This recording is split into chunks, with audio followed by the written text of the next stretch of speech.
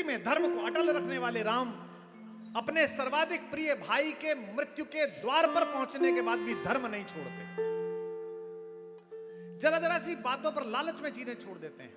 सुषेण वैद्य को बुलाया गया, मूर्छा लग गई, जागा सुषेण रामदल में, सोते को उठा लाए, खाट उठा लाए। ये इनका तो यही है, डायरेक्ट ही लेके आते हैं। उन्होंने कहा इसे कहां जगाऊं भगाऊं, देर लगेगी। राम जी ने कहा खाट से ही उठा लिया।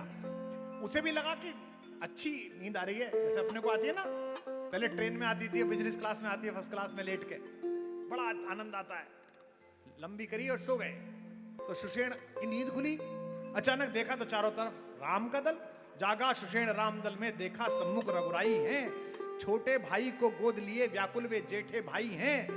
मनमोहन श्याम सलोना मुख इस समय आंसुओं से तर है, मानो पानी से भरा मेघ झर लगा रहा पृथ्वी पर है। एक बात कही सुषेण ने, महाराज आपने भी शायद ही सुनी हो। सुषेण ने राम जी को ऐसी जगह फंसाया कि उसे लगा अब पता चलेगा ये मर्यादा पुरुषोत्तम है कि नहीं है। बहुत बड़े धर्म विभूति बन के आए ना धर्म के लिए लड़ने। सुषेण खड़ा हुआ बोला कि मैं वैद्य दशानन के घर का सैलरी वहां से पाता हूं सर। मैं वैद्य दशानन के घर का किस तरह आपका काम करूं?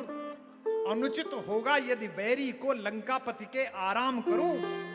जिसमें प्रत्यक्ष बुराई है कैसे वह कर्म किया जाए। हे राम आज्ञा देते हो इस समय अधर्म किया जाए।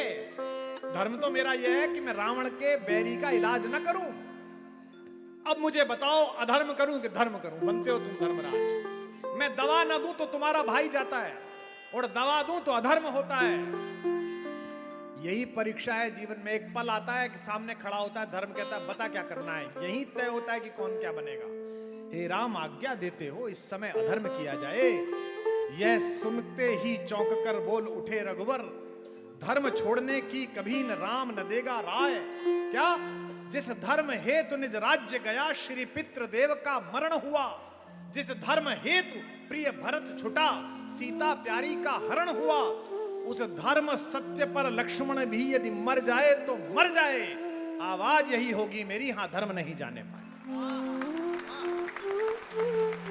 सुषेण से कहा देख धर्म मत जाने दे, मरता हो तो मरे। सुषेण ने कहा मैं तो आपकी परीक्षा ले रहा था प्रभु, अन्यथा मेरे गुरु ने विद्या सिखाते समय मुझे कहा था कि बैरी को भी अगर चोट लगी हो तो उसका इलाज करना ही चिकित्सक का धर्म है। मैं इसका इलाज करूं। वक्ष इतना कठोर कि रावण के वार झेल सके। दुनिया के सबसे बड़े ताकतवर शत्रु के प्रहार यहां पर पड़े तो हंसकर झेल जाए। और मन इतना कोमल कि पत्नी के पैर में कांटा लगे तो राघवेंद्र सरकार की आंख से आंसू निकल जाएं, तब दंपत्ति सफल होते हैं, तब गृहस्थ सफल होता है। यह जो दाम्पत्य है, एक दूसरे की बात समझ लेना। केवट ने कहा कि भाई साहब होंगे आप अयोध्या के राजकुमार, होंगे आपके पिताजी बहुत बड़े आदमी, मैं आपको नहीं चढ़ने दूंगा। मेरे पास तो एक ही नाव है, इसी पे काम है, मैं तो नहीं चढ़ने दूंगा। तेज आदमी था, उत्तर प्रदेश का था, वो यूपी का आदमी था। उसने कहा मैं नहीं चढ़ने दूंगा।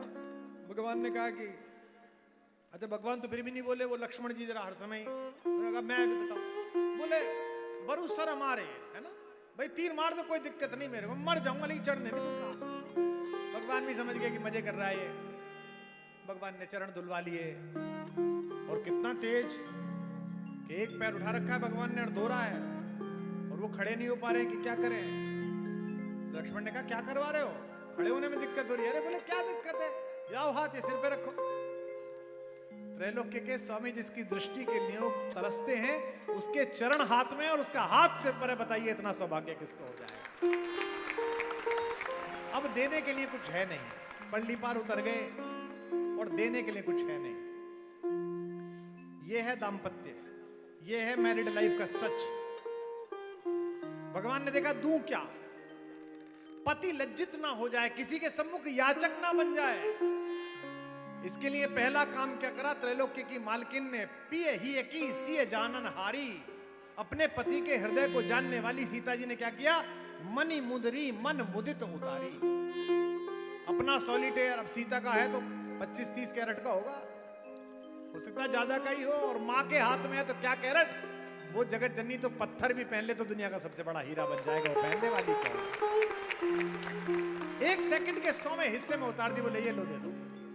इस पंक्ति में पकड़ना, यहां अंगूठी महत्वपूर्ण नहीं है, शब्द पकड़िए गोस्वामी तुलसीदास जी का, मुदित महत्वपूर्ण है, प्रसन्नता पूर्वक उतारी। मणि मुदरी मन मुदित उतारी, प्रसन्नता से उतार दी, कोई दुख भी नहीं है। यह राम की कहानी है। और आपके घर में क्या सीरियल भेज रहे हैं वो देखो, आप सीरियल देखो। एक घर नहीं मिला मुझे, मैं दुनिया के 44 देश घूम लिया, मारवाड़ियों में, जैनियों में, अग्रवालों में घरों पर रह लिया, एक घर ऐसा नहीं मिला जो वो दिखा रहे हैं।